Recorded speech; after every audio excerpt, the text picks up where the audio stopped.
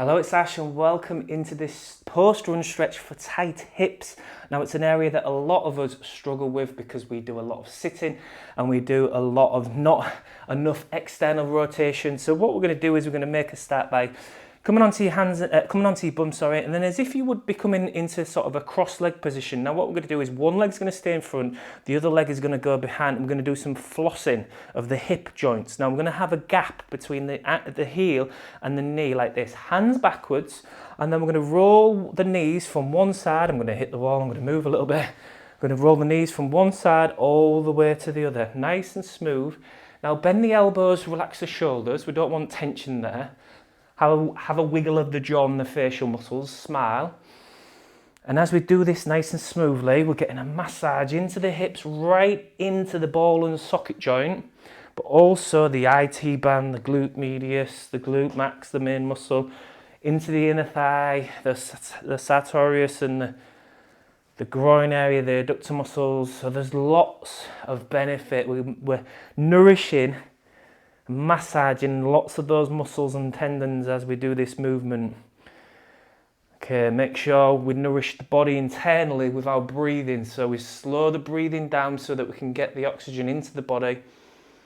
That also signals to the nervous system to calm down, to shift state now from that stressed, hyped up into a calming, more restful state.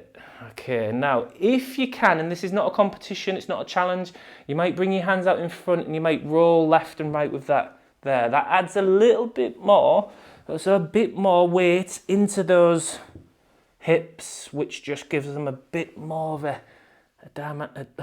good squish right in. If this is not comfortable, take your hands back. So everything we do, I always say 7 out of 10. So have that mindset of 7 out of 10 intensity. If you push past that, you can damage, you can overwork the tissues. We're going to come back onto the mat now and have a bend in the knees. We're going to place the left ankle area onto the right thigh. Now, the closer you pull the right foot up to the hip, the more intense the stretch is. So find a 7, relax the shoulders, roll the left knee to the floor and then the left foot all the way to the floor at the other side. So same thing as sort of flossing, side to side, but this time we're going to work into one area more specifically. So you should be feeling that a little bit more in that left hip, maybe the left back of the thigh, left inner thigh area. Just check your neck and shoulders. How are you breathing? So stretching is a great opportunity not only to reduce our stress levels and have that little bit of a break before we go back into the busyness of the modern world, but also we can check in with how we're feeling. We can listen and we can sense what's happened in our body, what changes are happening. And when we start to increase our body awareness, that's when we can get on top of niggles and issues before they become big issues. Okay, let's switch now. Just bring those legs out, have a little bit of a wiggle. How does that feel? Okay, so right ankle area to the left thigh, pull the left foot up to a 7 out of 10 and just gently roll again left and right. As we do that, again feel, is this side tighter, is it less tight? Breathe as we do it. Again, maybe you've taken the Run Better runner assessment, so getting that full sort of diagnostic and you now know what is tight in your body, and maybe the hips have come up as tight area and you're working on them. If you have, well done. If you're interested in figuring out and learning more about your body to help prevent injuries and make you stronger and more flexible, you can have a look. You get a free ankle dorsiflexion test in the link in the description below. That gives you an insight of just one of the many tests on the Run Better assessment that will give you a full overview of your current tightness, weaknesses, imbalances, and then you can go on to the full assessment if you're interested in finding out that information. Or if you're on a TV, you can have a look at runbetterwithash.com. Okay, let's stretch those legs back out, have a little bit of a wiggle. How does that feel? Okay, we're going to bring the left foot up, then take the left foot across the right thigh like this. Now, we can either do this in two ways. This is the modified version with the right hand around the left knee and we twist and look over that left shoulder.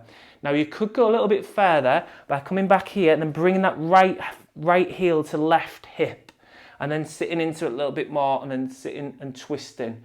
So there's the modified version with that right leg straight or the slightly more intense with the right heel to the left hip. Twist and look over that left shoulder, relax the shoulders and the jaw, breathe and just gently massage that left knee into the right armpit, then release it. Find your 7. So 7 out of 10, then release. And now we want to be feeling that in that left hip, bum area, maybe outer thigh. Is that where you're feeling it? Are you in a 7? Okay. Just slowly release the hands backwards, stretch the legs out, feel the after effects of that work. Okay, bring the right foot up. So the modified version first, right foot over the left thigh. Bring the left arm around that right knee and then hug and twist and look over that right shoulder. And now you're hugging and twisting that right knee to the left armpit.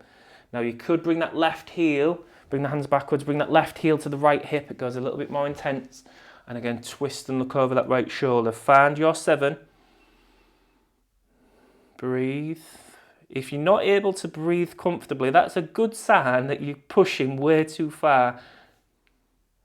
Maybe you're a little bit more in the chimp brain. The chimp wants to push, push, push.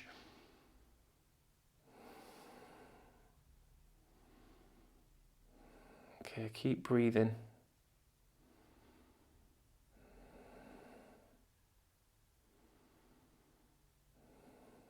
Okay, nice and slow again. Just twist back, stretch those legs out, have a little bit of a wiggle. Okay, and then now what we're going to do is we're going to come onto your side. Now, just face the screen to see this. Now, the leg that's on the bottom, that's the leg that we're going to get hold of. So for me, it's my left leg. I'm going to bend that left knee and I'm going to place this right leg across the front like this. Now I'm going to try and get hold with my right hand. I'm going to lift up and get hold of my left foot with my right hand. So it's my bottom leg, but it's my top arm. Okay, now I'm going to pull that knee backwards to find a 7 out of 10. Now this right leg, you can use it as balance. And the lower you go with this, the higher you go with this, the more intense you're going to feel it in that left hip and thigh area. So pull the heel into the hip and release. You can always just have a little bit of a wiggle and pull that knee further backwards to feel it more in that left thigh. But we're going to feel that in the left hip, torso area. Just slowly massage again, pull the heel into the hip, then release. Keep breathing as we do that. Again, the further you push your head and chest away from the mat, the more intense it is. So try and find your 7 again. So you get right into that hip and torso. Keep breathing.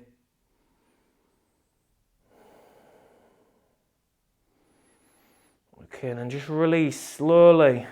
Feel the after effects. I'm going to come all the way over to the other side. Again, so for me, my right leg's on the bottom. That's going to be nice and straight. Then I'm going to bend it, and then I'm going to stick that left foot over the top. And then I'm going to take left hand, so my top hand's going to touch my bottom leg, left foot. And then I'm going to pull that knee backwards and find that. So this is a little bit tighter in that torso area for me, so I'm not going to force it. So it's really important, again, that you listen to your 7. I'm going to pull the heel into the hip. Now, it doesn't matter if you're not feeling it in your thigh or your hip area. You will be feeling this at some point, and that's, again, an area of your tightness that it's getting into. It doesn't have to feel. You don't always have to feel an intense stretch to know that it's doing some work. So again, there's a kind of misconception with stretching that we must feel something, and we're taking that sort of workout mindset. We're gently pulling the heel into the hip and releases it as I talk. But we're taking our workout mindset of feeling something intense into our stretching, which is, it's a totally different, I was going to say ball game, but it's definitely not a ball game, is it? Well, that's a phrase, I know. Okay, slowly stretch and come out of that, and then come up to seated. Let's work into the inner thighs and the hip, right into the hips. Let's bring the feet to touch. And then we're going to take the feet a little bit further in front.